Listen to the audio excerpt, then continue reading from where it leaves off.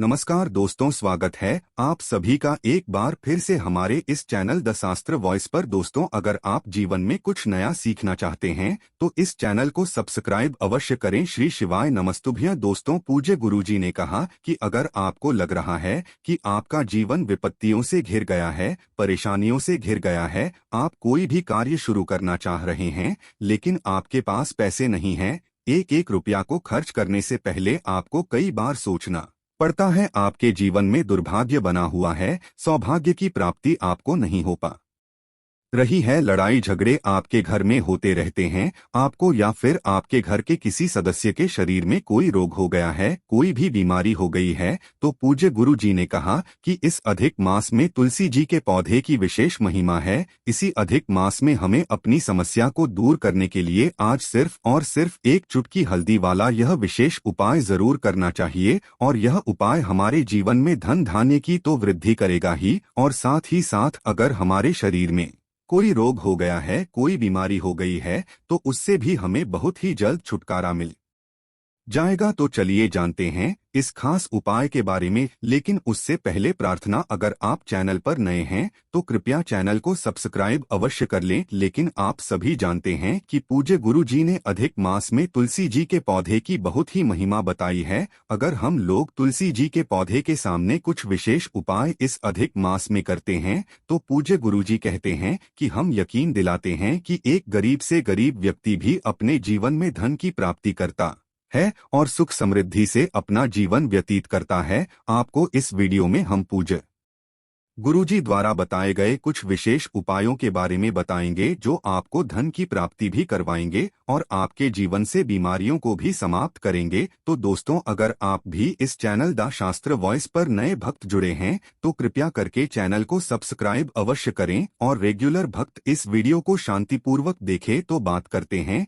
गुरुजी द्वारा बताए गए पहले उपाय के बारे में। देखिए, पूज्य गुरुजी के पहले उपाय के लिए आपको जरूरत पड़ेगी सिर्फ और सिर्फ एक लोटे जल की। लोटा आप स्टील का भी ले सकते हैं या फिर तांबे का भी ले सकते हैं। इस लोटे में आपको जल भर लेना है। जल के साथ ही इसमें आपको थोड़ा सा गुड़ भी मिला लेना है। गुड़ की बहुत ही ज्यादा महिमा होती है इस अधिक मास में, इसलिए आपको गुड़ के कुछ टुकड़े जरूर मिलाने हैं। 2-4 छोटे छोटे टुकड़े आपको इस एक लोटे जल में मिला लेना है। फिर इसी के साथ इसमें आपको एक चुटकी हल्दी डाल देनी है। देखिए, यह उपाय आपको कल दशमी के दिन करना है, यानी गुरुवार के दिन करना है। गुरुवार का दिन भगवान विष्णु को समर्पित होता है और भगवान विष्णु को वृंदा बहुत ही प्यारी होती है, यानी माता तुलसी बहुत ही प्यारी होती है। इसलिए अगर हम ये विशेष उपाय तुलसी जी में करते हैं तो हमें माता तुलसी की कृपा तो प्राप्त होती ही है, और साथ ही साथ भगवान विष्णु की और माता लक्ष्मी की कृपा प्राप्त होती है।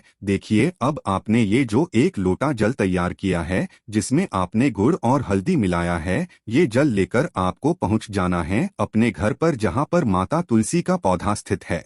आपको वहां पहुंच जाना है। फिर उसके बाद सुबह से लेकर शाम तक आप किसी भी समय ये उपाय कर सकते हैं। बस आपको ध्यान रखना है कि सूर्यास्त के बाद आप यह उपाय नहीं करेंगे, सूर्यास्त के पहले ही आपको यह उपाय कर लेना है। सूर्यास्त के बाद आपको सिर्फ और सिर्फ एक छोटा सा कार्य करना है। लीजिए, गुरु जी ने कहा कि जब आप यह एक लोटा जल लेकर तुलसी जी के सामने बैठे तो आपको कम से कम 11 बार ओम महालक्ष्मी नम है या फिर ओम नमो भगवते वासुदेवाय, इन दोनों में से किसी भी एक मंत्र का 11 बार या 21 बार जरूर जाकर लेना है। ओम महालक्ष्मी नाम है या फिर ओम नमो भगवते वासुदेवाय मंत्र का जाप करने के बाद धीरे धीरे आपको ये एक लोटा जल तुलसी जी के पौधे में समर्पित कर देना है, और फिर से भगवान विष्णु से तथा माता लक्ष्मी से प्रार्थना कर लेनी है। आपके जीवन में जो भी संकट है, जो भी धन से संबंधित दिक्कतें चल रही है, माता लक्ष्मी की कृपा प्राप्त नहीं हो पा रही है, उसको दूर करने के लिए आप प्रार्थना कर लीजिए। फिर आपको वापस आ जाना है।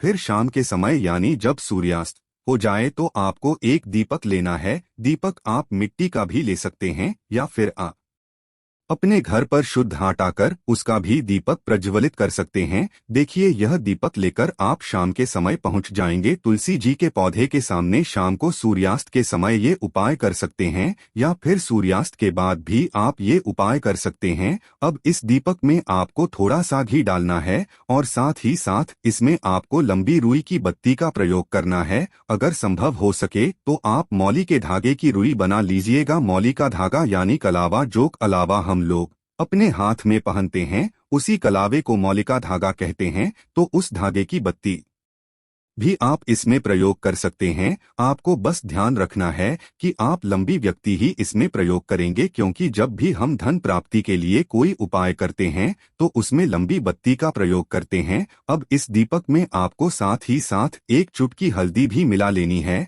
और फिर ये दीपक आपको तुलसी जी के पौधे के नीचे प्रज्वलित कर देना है। जब आप प्रज्वलित करेंगे तो फिर से आप ओम नमो भगवते वासुदेवाय मंत्र का स्मरण कर लेंगे। आपको ध्यान रखना है कि आप यह दीपक तुलसी जी के पौधे के बिल्कुल समीप नहीं रखेंगे, थोड़ा सा दूर रखेंगे, जिनसे उनकी पत्तियों को कोई भी जलन ना हो। आप थोड़ा सा दूर ही रखिएगा। पूज्य गुरु जी ने कहा कि जब भी हम अधिक मास की दशमी में यह उपाय करते हैं तो हमारे जीवन में धन धान्य की वृद्धि होती है, माता लक्ष्मी की कृपा प्राप्त होती है और धन की वजह से जो हमारे कार्य रुके हुए हैं उनमें हमें सफलता मिलती है।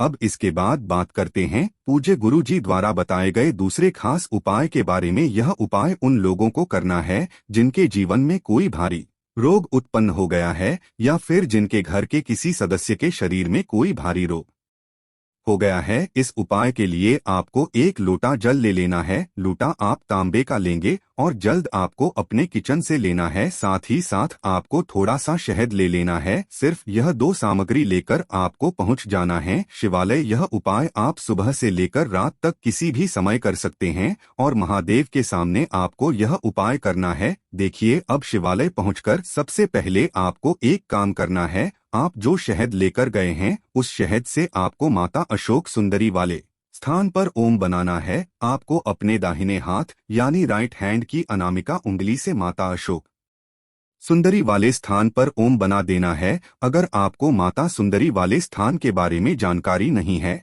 तो सामने आपको पूरा शिव परिवार दिखाया जा रहा है। इसी में जो जलाधारी के बीच वाला स्थान होता है जिसमें मोटी उठी हुई लाइन होती है, उसी स्थान को माता अशोक सुंदरी का स्थान कहते हैं और यहीं पर आपको ओम बना देना है। और फिर माता अशोक सुंदरी से आपको अपनी बीमारी या फिर अपने घर के किसी सदस्य की बीमारी को दूर करने के लिए प्रार्थना कर लेनी है।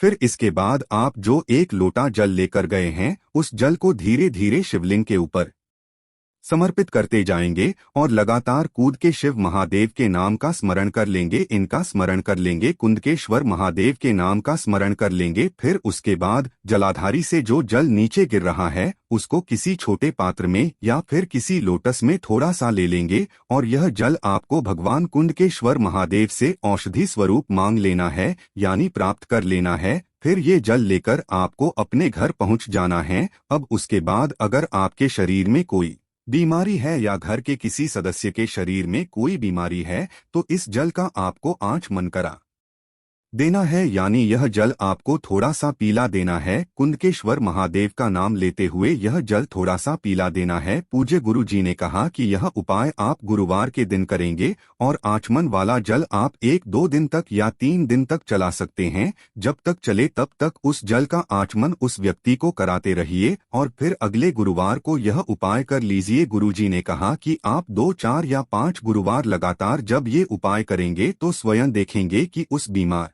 व्यक्ति की बीमारी में धीरे धीरे आराम मिलना शुरू हो जाएगा।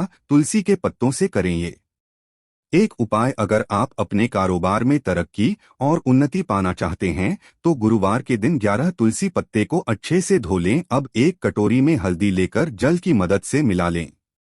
इसके बाद तुलसी के पत्ते पर श्री लिखकर भगवान विष्णु को अर्पित करें। इस उपाय को करने से कारोबार में सफलता मिलती है। अगर आप सुख और समृद्धि पाना चाहते हैं तो एक कटोरी में प्रसाद हेतु आटा लें। अब देसी घी में आटे को भून लें। इसके पश्चात आटे में शक्कर और तुलसी दल मिलाकर प्रसाद तैयार कर लें। पूजा के समय भगवान विष्णु को फल फूल समेत प्रसाद भेंट करें। पूजा के अंत में सुख समृद्धि और धन वृद्धि की कामना करें। इस उपाय को करने से आय और भाग्य में वृद्धि होती है। तो दोस्तों ये थे पूज्य गुरु जी द्वारा बताए गए दो बहुत ही खास उपाय। अगर आपको जानकारी अच्छी लगी हो तो वीडियो लाइक करिए। तो मित्रों आज के लिए बस इतना ही, मिलते हैं अगले वीडियो में, तब तक के लिए जय महाकाल।